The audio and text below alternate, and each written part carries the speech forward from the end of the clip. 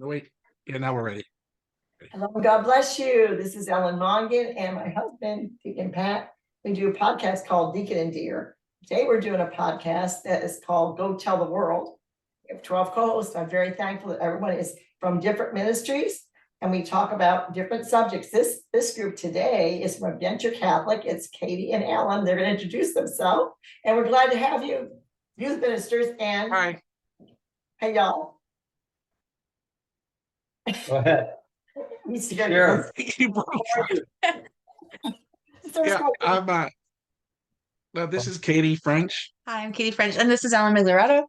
Hi, I'm Alan Migliorato. Yeah, we're Adventure Catholic, so we have a formation apostolate that helps young kids and teenagers and their parents. It's all about family, kind of connect and build that bridge. Be able to help each other get closer to Christ. Yeah. Amen. They're experts in youth, and we've known Alan a long time. Got to know Kate recently, but he has been doing this ministry, Adventure Catholic, for a long time. So today we kind of put them on the spot, and we're going to ask them about Halloween's coming up, and some are for and some are against, and there's an alternative with All Saints. But we just want to know your feelings and just share a little bit about yourself too. What does your parish do in terms of celebrating All Saints and Halloween, All Hallows Eve, as it should really be called? Are they doing anything for the younger kids? Are they doing like a trunk or treat? Or are they doing? I know. We were talking about it today when I used to coach sports when my girls were younger. What they would do is they would have all the kids dress up as their favorite saint, and they would go around to the parish office and hold people hostage for candy, like all good Catholics are supposed to do on that day. And that was a good way for kids to learn about saints too, is Saint Nicholas or Saint Joseph, or they would Saint Teresa, like they would dress up as all these different saints, and it was beautiful because they would also learn about them. And as they get older, they want to dress as skeletons and they want to dress as all kinds of things. So it's interesting to see that change as kids get older. Yeah, they still do the parade. They still have K-5 Oh, they do? parade. Oh, that's cool. Yeah, they dress as their favorite saint. And then for our religious prep classes, our CC classes, we have first grade dress up as saints, and they do a parade and they teach us about their saint. It's very cute. That's awesome. I didn't know you guys still did that. Yeah. Oh, that's great. It's very cute. We like the video. We have our kids were raised in a Christian community called Hallow, and I'm still associate to Hallow, and it's a long-standing tradition that all the kids would dress up like saints. And me being the together mother, that night the kids would come home, that day the kids would come from school, and literally I didn't have the costumes, and they would in the course of like a half hour between all my kids that are so creative, they put together a costume, and then we'd all tell what they, I'm St. George and I slay the dragon. And so I was really blessed by it, because for one thing, I was not going to make 7 costumes. So they were able to do it themselves, and they were outstanding.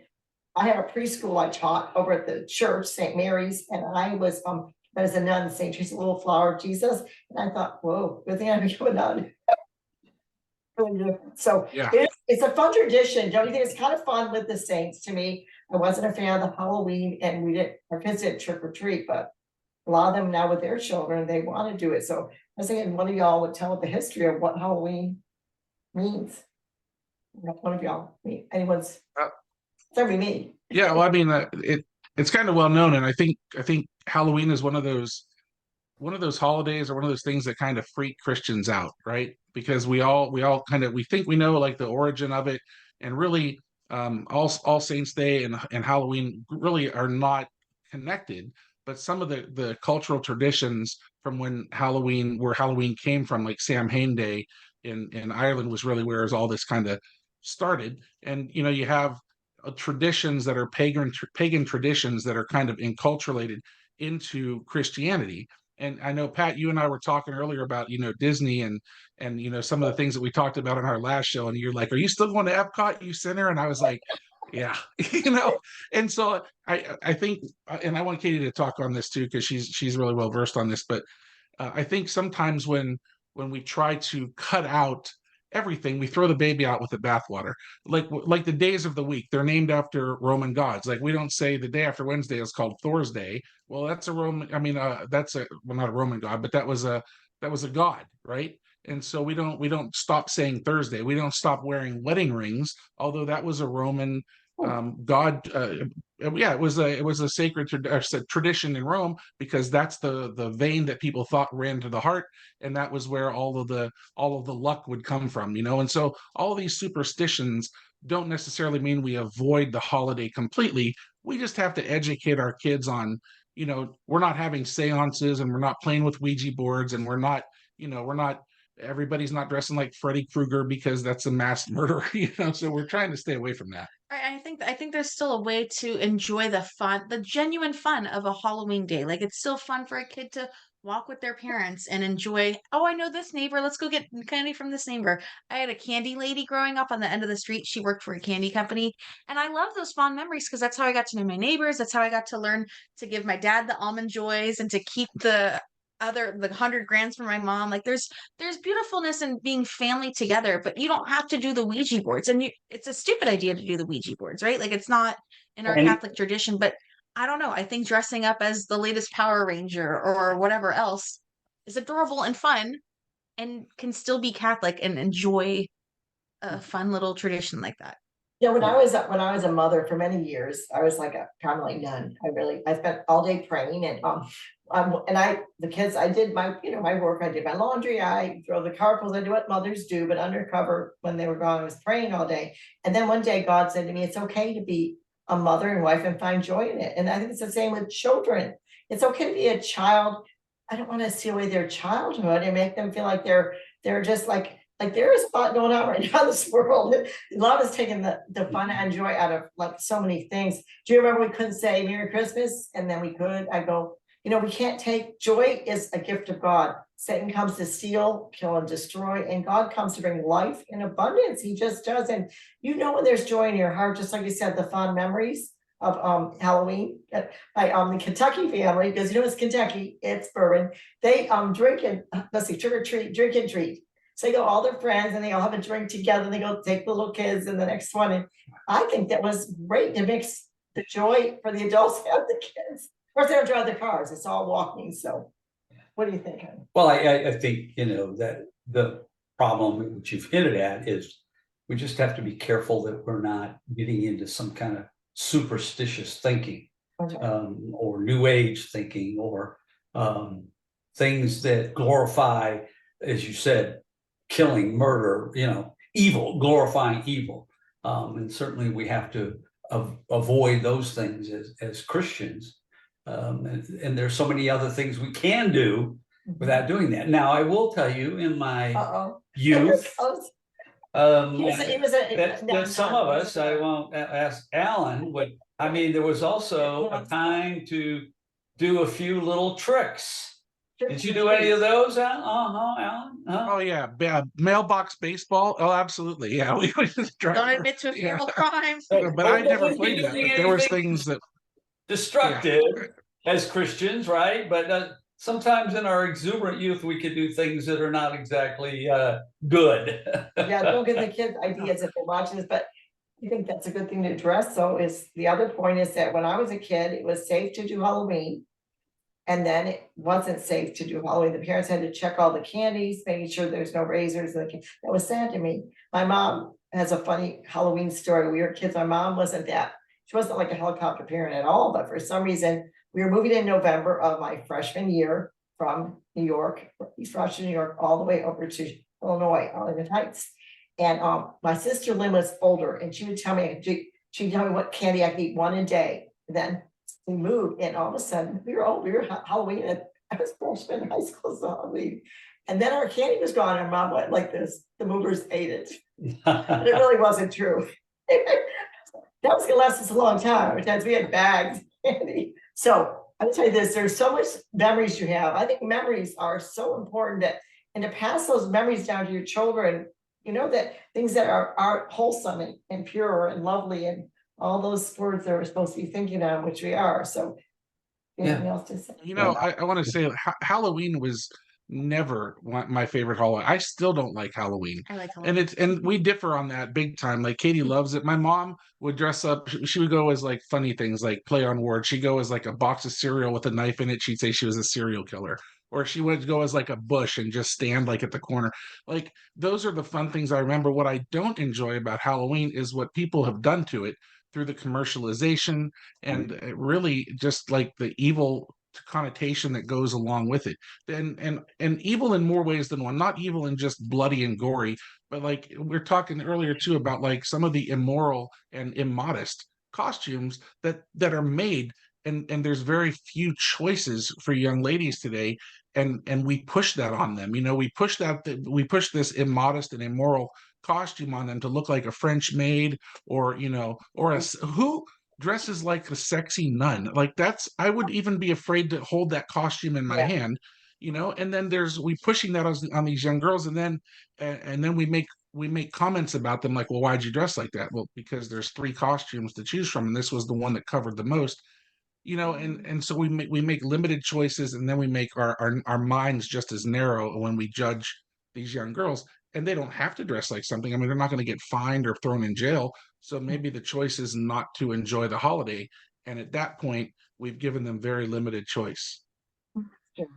But like Alan said, is a lot of people can make their own costumes, Never bought in terms of, because a secular culture and society is obviously going to limit your choices to things that are probably, for the most part, not Christian, rather than coming up with your own ideas and whatnot. And I think encouraging that is something we should do, in terms of, well, come up with your own. Don't buy these store-bought.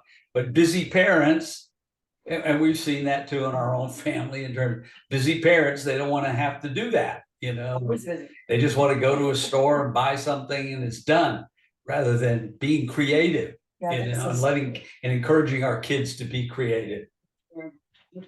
I think Halloween is the only one time, instead of putting, I want to talk about this later, so keep this in your mind, because I'll throw on the spot, but I really did want to talk about this, is that we, as human beings, especially teenage level, they put masks on, saying, I'm not myself, I'm the cool guy or the cool girl. And how is one time put a mask on, and so that talk a little bit about, they have freedom in that the mask on there, they can be whoever they want to be. But in real life, I don't know if you have a lot of youth ministry with the popularity and all the different things go along with being a teen, because I was a teen once myself, and that there's so much, so a really long time ago. But the teens are not as free as we were, because it was a safe world. And I know this is it's abuse month, it's abuse awareness month, and that time they may put a mask on. Maybe we know someone whose dad was always drunk, and she put a mask on it. In her older time, she saw that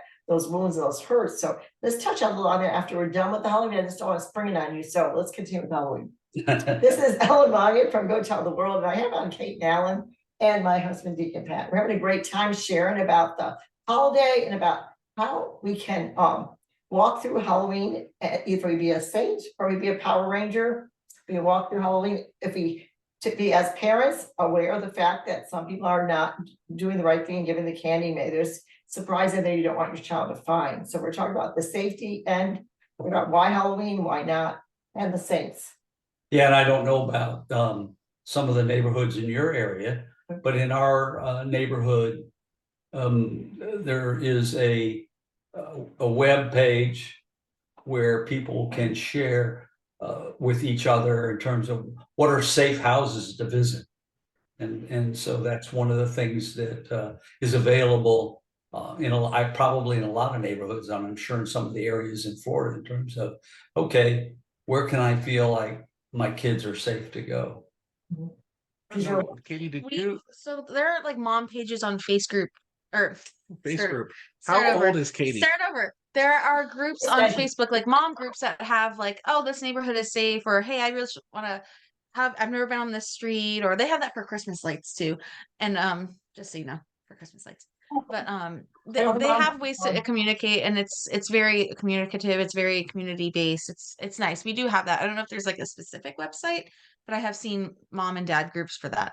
I like to see when kids are going in a group too, or I would really love to see when their parents are with them, because I noticed like more and more, you see, well, first of all, I think that we see fewer and fewer kids out trick-or-treating.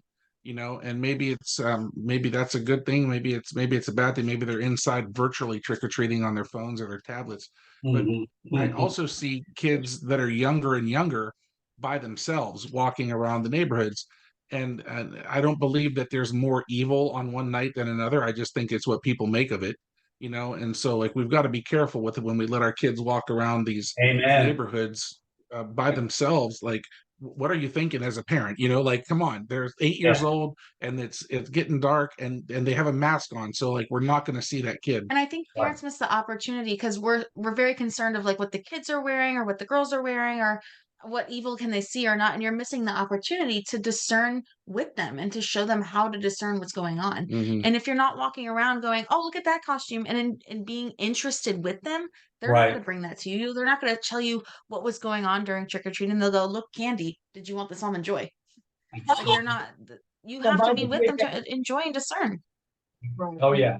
I don't remember my mom ever going with us, but I'm 70, Pat's 76, so in her day, it really was safe on every street. I mean, we're as much as could be, saying it like we were small town. Pat was raised in a small town as well. But when I was trick-or-treating, I know I was in East Rochester, New York, my mom's hometown. It was little, and all my cousins lived there. So it was a big Italian town, and no one ever did anything wrong. That you knew about. Think about our community too. Like we don't really talk to our neighbors. So how are they going to feel safe and trusted to go, oh yeah, go off when they have no idea who their neighbors are? Right. I mean, Oh, yeah, absolutely. Yeah. Certainly we would walk around with our kids when they, till they got older, and then they would go off in a group, Because in Montclair, and yeah. yeah, we went to, I only have their, it's a big deal at Holly. It's not just the Saint costumes. They have the old mentality of fair, where you fish for something or all the different things you do when you're at the safe land of those were the days. So what'd you do with your girls down? Did you go with her? Yeah, oh, absolutely. I don't think I've never let them go like Oh, 15, sorry. 16, I'm like, you guys are too old to go, but if you want to walk around the neighborhood and like hand out candy. One of the coolest things I saw too, we were talking about this the other day when we were talking about doing your show, was what can you do on Halloween to really kind of solidify where is God, like God's presence. And I think one of the coolest things I saw when my girls were growing up was going to somebody's house, and we didn't know this person, but it was on the main street and there's a ton of people going to and from the house. So I would like watch what they gave, and they would give these little crosses or like prayer cards, and I thought that was the coolest thing. I also had somebody give my kid like a rubber roach one time, and so like the next year I went back with like a video camera. I was like recording what everybody gave him. I was going to find out who did it. My wife's like, it's a joke. I'm like, I don't like that joke. Like, don't put a roach, because I reached in the kid's bag to look at the candy, and I pulled out a roach, and I don't, I'm like, so you're sad because they got you. I'm sad because they won that one. I don't like that trick. We have that track, in the day, there was this one gentleman that would, make his own trap, I mean, not traps, they're like, God bless you, you probably have something, that's a long time ago, I think he's still alive, Alfred, and thank you, Alfred, he gave 1,000 away, and when the renewal, charismatic renewal came out, everybody knew, and he'd package it up, and it's all for free, and we passed those out along with, at churches or wherever we were throughout the year, yeah, but we love that kind of thing, because it's a witness, and sometimes Pat and I in the younger days would open the door and do the thing you said, look at how cute, look at this costume, look at her costume. But now we just sort of like, we're the only ones home besides mom, she's 97. This is part of Halloween I don't like. Yeah, we're a big thing in front. Yeah. Sitting there handing out the candy. That's my favorite. No. We live on a cul-de-sac. I live on a cul-de-sac, so like nobody comes down here. That last house on our street is like always for rent, so it looks like there's nobody home. So kids don't even come down the cul-de-sac. I love that. Like I just don't want it. Don't ring my doorbell. I don't want to open the door and have somebody bust in. I don't want to be in that situation. Yeah. My parents, they wouldn't let us go out to the parties or whatever else. They would say you're either young enough to go trick-or-treating with the adults or you're old enough to stay at home and pass out candy. And at 10, I was like, I just want to pass the candy. I just wanted to see the kids. I just wanted to eat the candy. I'm there. Yeah, nobody's coming to the door. Lights are off. Yeah. Okay, so we talked a little bit about safety, but let's talk a little bit about masks, because I'm not talking about the masks that the whole world talks about. I'm talking about masks that we are, trying to protect ourselves from. We have Jesus as our savior. But however, let's talk a little about masks. Did y'all wear masks in high school? Or did you wear masks in grade school yourself? Just talking about masks yourself? we hide behind false images of who we really are. You know, that we don't want to let people, especially, and it seems like it's even worse these days because of the internet in terms of bullying and everything, is that hiding who we really are. In terms of, I'm sure that adults do it, and I'm sure kids do it all the I would time. like me to do it more. Yeah, you go ahead. So, First I didn't on know this one, Kate. who wants to address this topic first, but I'm gonna take turns. You see her look of terror. She's like, I'm still processing. she's like, oh, what kind of like you put on Yes, I masks do. to pretend like you're somebody that different than you are. Everyone naturally does that in different groups, but Really? not. Do you think I do not- this? Hold on. You asked me to respond. I think that's a natural response. Like I think everyone acts differently in front of like maybe their boss versus their kids or whatever else, but the core of who you are, I don't think changes. I think that your demeanor can change, but not the core of who you are. I think if you're insecure with who you are, or you're not sure of that, or you're not solid in the core of who you are, you change your mask, Well, but your demeanor can change, and I don't think that's bad. well, I think in terms of, is it demeanor or is it, of course, you would relate to your boss differently than you would relate to your peer. That isn't necessarily, I wouldn't necessarily consider that a mask, but a mask is more being a fake and not willing to be open to other people, and which, you know, that can happen in marriages. So not just in terms of kids and youth, but that can even happen in marriages in terms of. I like to think of, why do people do things like that? Like, why do they feel they need to change who they are? And maybe they're not comfortable with who they are, or they're not comfortable with Exactly. who they're Sure. around. Yeah. So I think that's why you have to discern who your friends are, who, when you're with your family, can you be your fullest self? Can you have conversations like that? Like that, I think you have to think of why someone's putting it I think first. a lot of kids do it. I'll share with you that I think I did that at some point, but not to be somebody I wasn't. So I grew up in a really tough like household. You know, my dad was a professional boxer, and you know we're Italian, so like there was a thing where you don't cry. Like there was no crying. I'd fall off my bike, you know, and my mom would go, "Oh, you broke the sidewalk. Look what you did." So like I would laugh instead of cry. So like that was something that maybe I really never got to know that side of me. So I probably still wear that mask, but it just has become so embedded in me that it's hard to get past. So at certain points, yeah, but when there's also kids that'll, and I never did this, like act a certain way to be accepted by a group. Absolutely not. But there are kids for sure, especially now with social media, where you see them looking for the likes, you know, and young girls fall into this too, looking for the likes, where they're taking off more and more, or doing more, or guys will do more risky stunts or stupid things to get more likes. And that's a mask. They're putting on a mask. I'm gonna talk about mom. So it's, well, I was just going to say, what you're bringing in is the fact that for a lot of youth and some adults also, every day's Halloween. That's what I'm saying. Yeah, that's good. Good. I'm glad you took my Not the turn. treats. I was gonna share mine because that's why I wrote this at when I was a kid, because I was a smart person. And the smart people were really, I like geeky nerd, you know, and I was like the cool smart person that looked okay. And my boyfriend at the time was a boyfriend, not a boyfriend. He was we were the ones that made national outside of freshman year. And we just were the cool smart people that didn't tell people we were in the smart classes because that wasn't popular. And I also put on a mask in another way. I was a believer since I was 7 years old. I found the Lord in the Eucharist, which is the year of the Eucharist, the 3 years of the Eucharist. And I didn't want people to know I was a Christian because I wasn't popular. So popularity was a big thing to me. And I put on a mask in that, back I know with the nerdy guys, and they're very nice nerdy guys. I'm talking about, we are this people that kept the mask and are for sure on religion. My school was a public school. I was a Catholic school girl. So right away I'm a fish out of water. And they actually had a lot of things for the people that were Protestant, like Campus Crusade or youth something, or I was really a fish out of water. So I did not say my faith. And my best friend and I always say, we wish we had stayed the course and been more out there of what we More honest. Yeah, about what we believe, but we didn't. And but instead I did with a lot of the boyfriends I dated, I prayed for each one of them married Catholics, and they almost all did. So I go, thank you, Lord. There's a book, it's called The Kink in I. It's about Kind of a takeoff of the, it is, well, it was about an attractive woman in her teens in Atlanta. And she began to play the part, dumb blonde. She was not a dumb blonde, but that's the way people saw her. And so she became how that people saw her.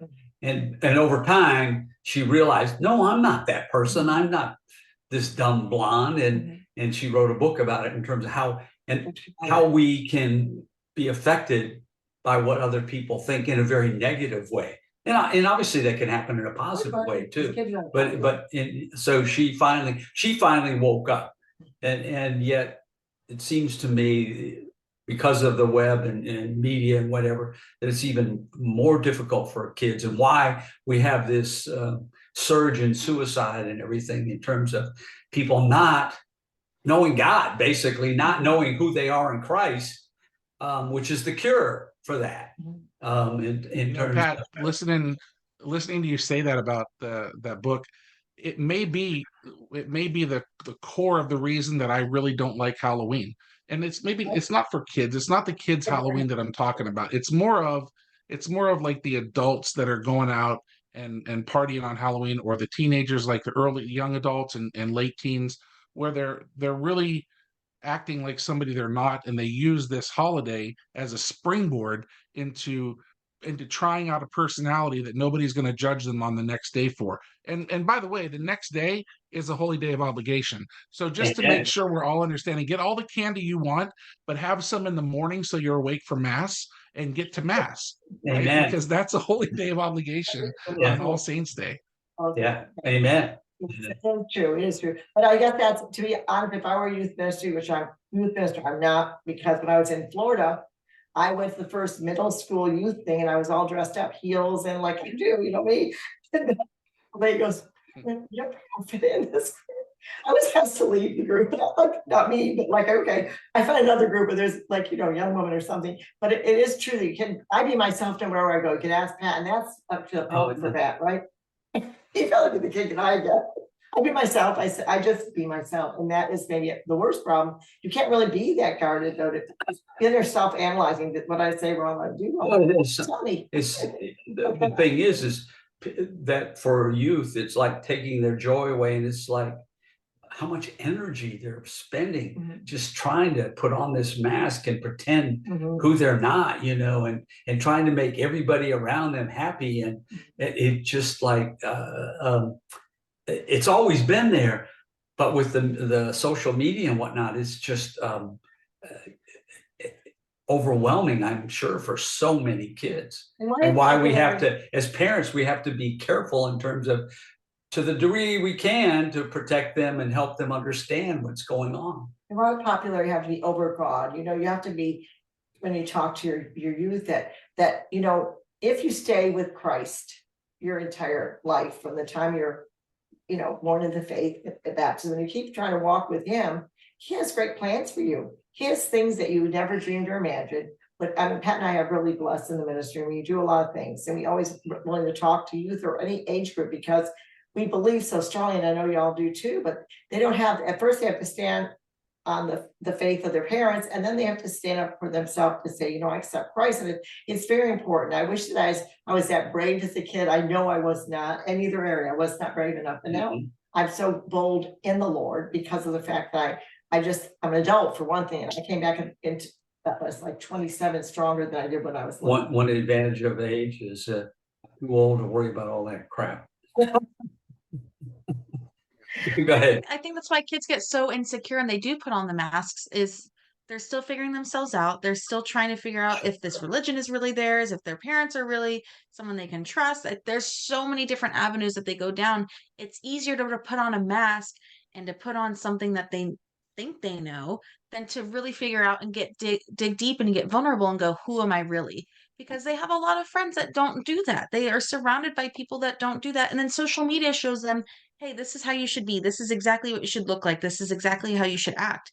It's a lot to deal with, and it's really intimidating. And that's why we're so passionate about youth ministry, and to say, hey, be your best self here. Come here. That's why we'll take anyone. We're like, I don't care. just be with us, because it makes it a safe space for them to figure it out. It's so hard to be vulnerable with your friends when they're all doing all the wrong things together. Right. you know, and it's easier to go, well, if you're doing it, then it must be right, than to go, you're doing it wrong, and I don't want to lose you as a friend. And we've had some really strict parents that Mhm. would say about other kids that are not their kids, say, why would you let that kid come in here? You know, like he's going to put a bad influence on my kid. And I'm like, you need to spend a day with your kid. Your kid is actually, no, but I want to say, because we welcome everybody, because it, like, you don't go to a hospital when you're well. Right. You know, that's why we're at church. It's a hospital for sinners. Like, that's why we're there. Our principal at the school, she says this is a safe space to make mistakes. And thank God that's exactly what it is. The church isn't somewhere I want to be to put on. Think about the Catholics that do put on a mask to go, oh, bless your heart. Well, I just went to confession this Saturday. Like, there are plenty of people that put on that mask, and that's Oh, not yeah. vulnerable, and that's not It's not- Christ-like either. It's not just We're also- kids, it's adults too. And Oh my gosh. many adults don't really get into really thinking about who they are, what they do, why do they do what they do, in terms of they just go through life almost on automatic, you know, and not really be what I would call thoughtful living in a good way, in terms of, okay, I'm a God's child. What does that mean in terms of how I live my life each and every day? But you know what you're saying, Alan, in terms of, I've had friends. We were, you know, as Alan said, we were part of this community where we were, and we were in a neighborhood, and one mother said, "I'm so glad my kids come down and spend time with your family and your kid," and part of me is thinking, I'm not so happy with that. Exactly what Alan's saying in terms. Because I Watch really this video of your kid with the mailbox. No, I'm like, that's me. yeah. So that is a challenge, though, in terms of your kid being a good influence for somebody else, but then are they being a negative influence on your kid? So it's a real challenge. There's not an easy answer to that. When I got into youth ministry in the very beginning, it was Daryl. Daryl was the youth minister at the time, and I was helping. And one of the things that he did is, like, there was a group of kids that, like, nobody really wanted. Like, they were like, we're going to ask these kids not to come back. And I said, give them to me. Like, put them all in one group and give them to me, because those are the kids, the ones that need a little bit more love, you know, the ones that need a little bit more attention. They all have good things to offer. And I think we're too hard sometimes on the kids that are the so-called bad kids, because there's a reason. And whether they need attention, they might need correction, they might need, you know, a little discipline, or even some leadership opportunities in their life. Like, have some kids that are older kids at your church that are struggling with the faith. Have them help organize like a Halloween party for the younger kids. You'll be surprised at the leadership qualities, that because nobody wants to give it to them. And sometimes that's why they're frustrated and angry with the world, because nobody thinks they're worth anything. So every person has Christ in them, and we need to take the time to find it. And even in Halloween, even when they put the mask on, like, we still need to find Christ in everybody. And that's where I want to invite parents to do something. I think a kid's job is to test boundaries. That's exactly how they learn life. They step over a line, and it's a parent's job and an adult's job to go, nope, let's go back on the other side. And that's the only way that kids learn. It's not, let's keep crossing the line and, oh, it's okay, honey, I love you when you cross that line. It's, I love you. Let's put you on the other side of that line, because that's not your best self. I love you when you make bad choices, and I love you when you correct yourself. And you know, another thing I It's really not this be better, be perfect. It's be better. I feel very strong about this. We may have talked about before. Pat and I really spent a lot of time encouraging our kids and calling out the gifts.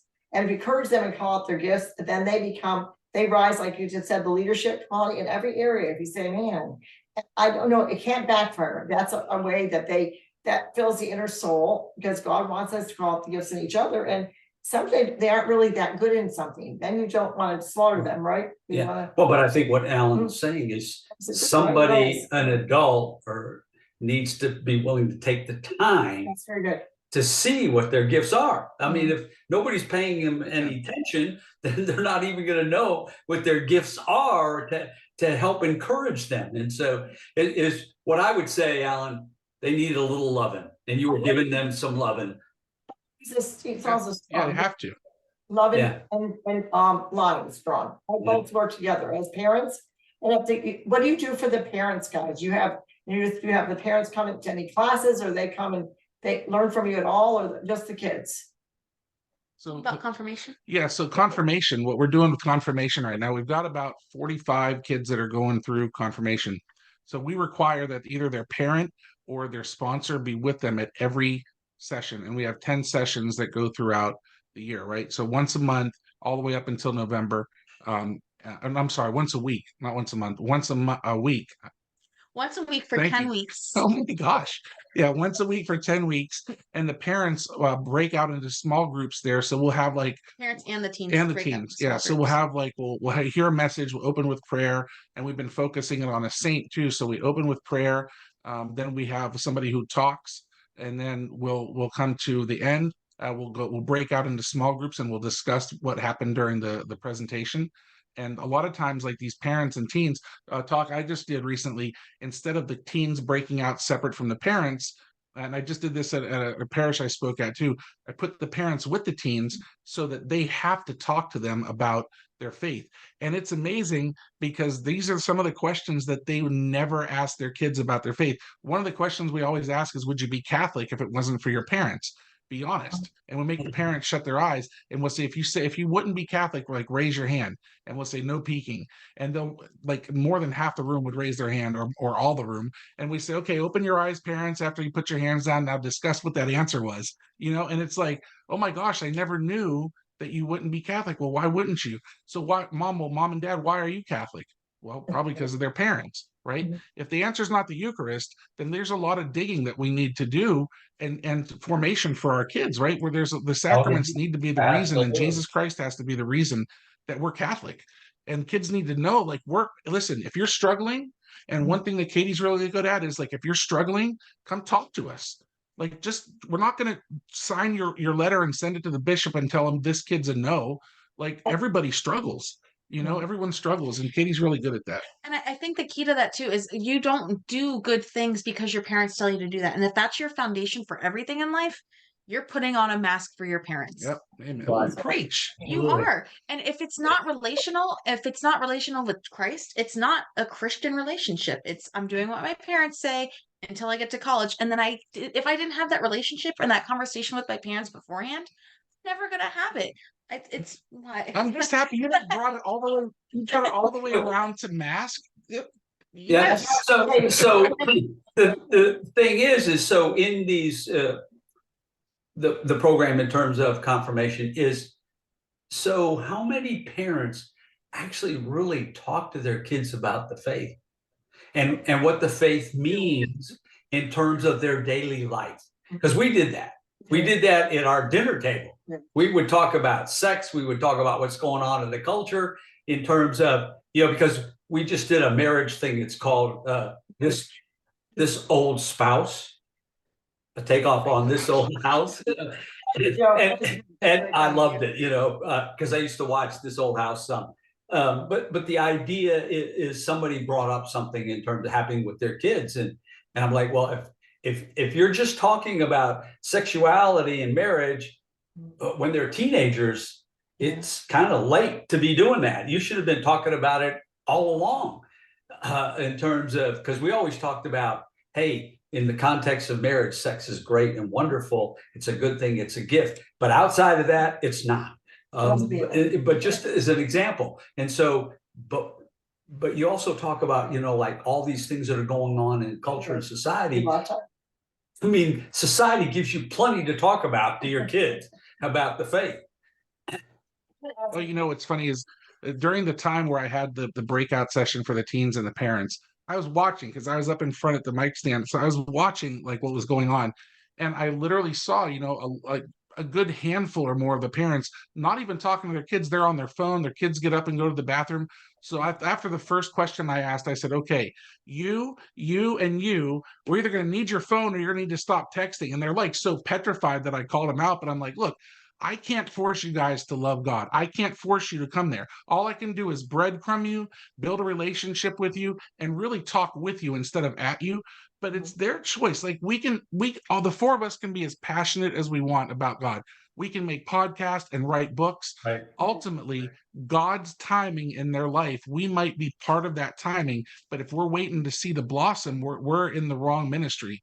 You know, we Right. just got to keep planting the seeds and watering it. Exactly. That's what I always say is, look, we're all called to be seed planters. But who's going to harvest it? Who knows? You know? So now I come to my question, because that for sure. What would you say to this, guys? Because you are professionals in confirmation, and we never had a confirmation class. We taught, but you're professional and everything.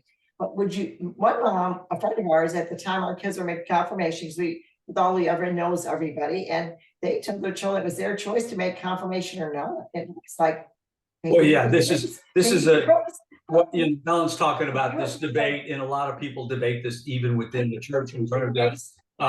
Do you push your child forward to get confirmed, even though they really don't seem to be believing in it? Or do you? Oh, that's a great question. Or do we just wait, right? So so I gotta tell you, like, we've been doing confirmation classes for years and years and years. I can't even 10 years or more, 12 years. And it's always been the choice of the child. It's always been the choice of the child. However, what we don't do is we say, if they say no, that's the end of it. No, if they say no, like I'll give you an example. A few years back, there was a girl who decided, and she struggled. She sat through all the classes, but she would talk to me and talk to her group leaders and say, "Hey, I'm just not feeling it. I'm not feeling it." And we would ask questions. Not, well, here's what you need to feel. We would say, well, why aren't you feeling it? So she would talk and she would struggle. And so it came time to get confirmed. Showed up on the night, and when everybody stood up to go, you know, in her row, she just sat there. So she didn't get up. She didn't get confirmed, and she walked out, and she was crying, and she was like, "I'm sorry," you know. And her mom said, "No, it's okay." So our thing is, if they're going to say no, they've got to be part of, like, the youth group. They got to get involved in the church and figure out why they're saying no. We don't just lose the sheep and pretend that it was never there. But we also can't put somebody in an arm brace, you know, in an arm hold, and bring them to the altar and say, "Bishop, they're ready." Like, that's not what confirmation is. Now, at the same time, I'm talking a lot. I'm just so passionate about this. A confirmation is efficacious. It does what it says it's going to do. It builds the power of baptism. It increases it. So yes, even if they're not so-called, what is ready? Like, if they think they have to know everything about the faith, no one's ready. We're not ready. But if they're ready to accept Christ, that's all that we're asking. Are you ready to accept Christ and start to live your life, not perfectly, but perfectly human, and make mistakes and keep coming back to him? That's what we're asking. And if we can get that across, then we're winning. Right now, and I hope this airs, and I hope some of the parents see it, my personal group for confirmation, I've got 12 or 15 kids, is the most frustrating group I have ever had in 15 years. And here's why. Not because they're arguing, not because they're defying the faith. They're indifferent. They're lukewarm. They're what they talk about in Revelation. Jesus, I'm like, Jesus is going to spit them out of his mouth. Yeah, there but you like, go. I That's don't what get to say this. Revelation They're says. they don't care either way. Yeah. But I think that they do, because they pick up little things and they repeat little things, but the feel that they give. And I had Katie take the group the other night. They also don't like me, which I don't care. Is this the mask, honest, Katie? Is this the care. mask? No, but are they wearing a mask? Because, like you said, maybe they want to be cool. Maybe that's that the group is saying, we're cool. You know, we're not hot or cold. We're just cool. So it's the worst. Love is being different, not hate. Love, hate, indifferent is the worst way. If you're angry or hating or loving or not, you're engaged. And what you're saying about Alan's group, I have to share, is so usually the same group, like if he has the same group of teens, the same group of parents are together in another small group. And what's beautiful, I don't think I've connected this before, but the parent group, they are converts, or they've looked at it later in life and been like, yeah, I really wish I cared about it earlier, and this and the other. They're all like that. So I think those parents aren't sharing those stories with those kids. No. I think they're just pushing the kids and going, all right, go get confirmed. You'll figure it out. They'll do their job. They'll do the job of teaching you and making you believe. They're not sharing that conversation, especially 2 or 3 of those girls. They're not having the conversation. No, I've never seen the bigger eye roll from 2 girls than I have this year. It's like their eyes roll all the way back, and like the only thing I'm waiting for is their head to roll with it. Like, I've never seen so many kids not just interested in hearing it. But when we did the parent teen talk, I saw them talking. So like I know that they'll connect with somebody. It doesn't have to be me. I don't have to be, you know, an all-star there. Like that's why I said, Katie, like take this group. And she's like, no, no, you're good with it. I'm like, I don't want to be good with it. I want them to connect. It's And relationship. it's relationship, and that's why I wish more parents volunteered, and I wish more parents were involved, because I'm not going to connect with every single teen, thank God. But I'm not, and like he's not going to connect to every single teen. But there are some parents that are missing an opportunity to give their gifts and strengths to Sure. their teens and to their teen groups. Come be a part of it. Either come cook, come be teaching or learning or cleaning or planning. Like you're But they don't missing. get involved because they don't think they know enough or because they feel hypocritical. Or Those are the they're two reasons. indifferent. Or they're Well, indifferent. I don't think it's just a, yeah, or that they think, well, you know, it's the churches needs to take care of this. It's not my responsibility, which it is ultimately, it is their responsibility, period. They're the first catechists. Yeah, first and Exactly. foremost, it's You Exactly. gotta first communicate with kids and parents that like are late to things, or they're like, well, it's we have 3 classes for first reconciliation, and then they miss one and they go, well, how come I can't do it? Sorry, you can't do a sacrament? That's crazy. You don't get a sacrament? That's crazy. Don't I get to get it? Yeah, it. Oh, it's it now. Oh, He's it now. it's it. Jesus, we're gonna call him it. Boy, let me start over with day one of that class. Yeah, was talking though, when he was teaching RCIA, you remember when he had like 50 or 30 to 50. 30. A lot of people, and they got all involved in the church with this one little man, Zachary, remember? Yeah. And so I said, she was gonna go forward and give her heart back to the church and her life, because she'd already been a Catholic. He was a believer, and he was up until the last day that morning, I think, he and Pat went to breakfast. This is what I'm saying about relationship, and he. Yeah, but that, what you said earlier in terms of relationship, you know, but Ellen likes to say, maybe you're not the one. Like you just said, you know, but that's part of what you got to try to do is figure out who is, try to help them find the one, right? Yeah. That's part. But anyway, in this case, I don't even. He just went to breakfast and then he was gonna not do it. His wife said she's gonna run to do it anyway. They're okay. And he had the best confirmation of all of them in the class. You know, it's just like it was like he got zapped basically. You know, and so. he was a non-believer, and she was a believer that had fallen away. So I think it's so important, the relationship. We touched on that because let's face it, everything of the sacraments is relationship. Communion, baptism, it's a family. Well, and I think though sometimes in terms of what you know, in terms of confirmation, and is that with especially youth and teenagers, is you can talk about it as this process rather than really focusing on this is really about relationship. And with marriage too, right? You get the great marriage wedding machine going when you start talking with the pastor, and it's like we got to make sure the flowers are right. And we forget like that it's what you're there for. Yeah, I know. We really do. We really don't. Because the grace of the sacrament comes, you have to know something about what you're doing. And so I really do appreciate. I'll answer that one question about the child. I always thought that the grace will sail them through, but maybe your heart's closed. You know, you have to have your heart open to Christ to receive the grace, right? It's like in the Eucharist, the Spirit puts the life in the bread. And so we taste it. Free will. I've enjoyed this. Yeah, we gotta go for final words. And we talked about a lot of things today on Go Tell the World. We're telling the world today about Halloween, All Saints Day. Masks. We talked about being parents and being the child, and how important it is to make the effort to volunteer to be a hands-on parent, not a helicopter parent, because then that, you know, that's too close for comfort, but a hands-on parent that teaches your child. So Alan's going to show this to the adults, and we're going to say, adults, get involved in your kid's life. Relate to them. Relate the faith to them. Your faith in your experience. If you don't have faith, I'm just Get sure if you go to RCIA, because you always will receive something. Even if you were a little girl that you received your first communion, stop right there. Go to the RCIA in the church. You all teach RCIA or not? Do you all teach that too? See, are y'all the official teachers of everything? No. All formation, pretty much all formation, like we'll help out with all formation classes, adult, teens, kids, you know, any kind of formation that we're going to be involved with at some point. It's because really, like, if you're not formed, you don't know what you don't know. And so like you don't know who you don't know. And that's the most important thing, you know?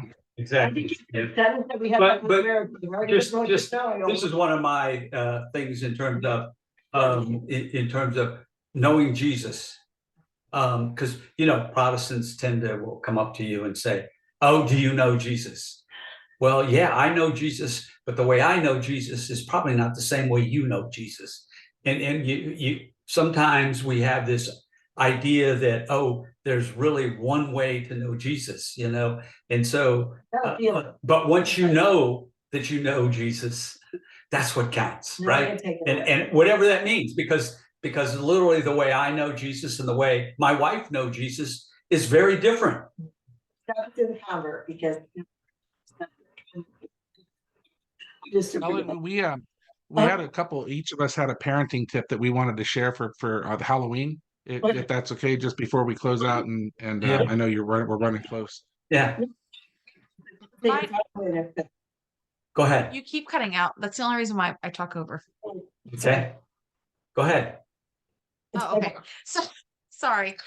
Katie was frozen. No, my parenting tip is I don't. You said the saying. What's the baby water thing? Oh, Throw your baby out with the Don't throw the baby out with the baby water. I think looking at Halloween is a perfect opportunity. Shut up. To help a child learn how to discern. There's nothing intrinsically wrong with celebrating a holiday such as Halloween, but I think helping them discern and being part of the interest of it, going, oh, look at that costume, or oh, look at this. What's good about this? What's not good about this? And asking their genuine thought process behind it and being part of it with them, and then bringing them to mass the next day. And my tip would be always use Halloween as an opportunity, a teaching moment to teach your kids never to glorify evil, but to truly understand the real power of God that happens on All Saints Day, right? And so we're celebrating All Saints Day early on Halloween because it's All Hallows Eve. So that's really what we're doing. And even though that has some pagan roots, we're still not throwing the baby out with the bathwater, but we're still glorifying Christ in all things. Good. Now, do you want to give your And all souls in terms of the fact that Jesus conquered death. That's right. And we can Amen. celebrate the fact that Jesus conquered death. I make my final word and then we go around and we finish. I'm gonna say this. I have an article on Southern Cross. It's our diocese newspaper, Savannah Diocese. It's called Southern Cross Magazine. It's called Who Are You?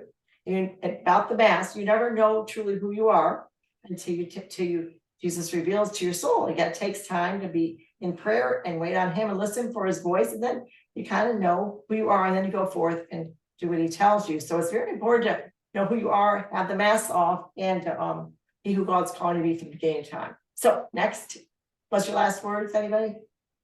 That was your parenting tip. What's your last words? Stop the show. We're summing up the show and go. Our last words.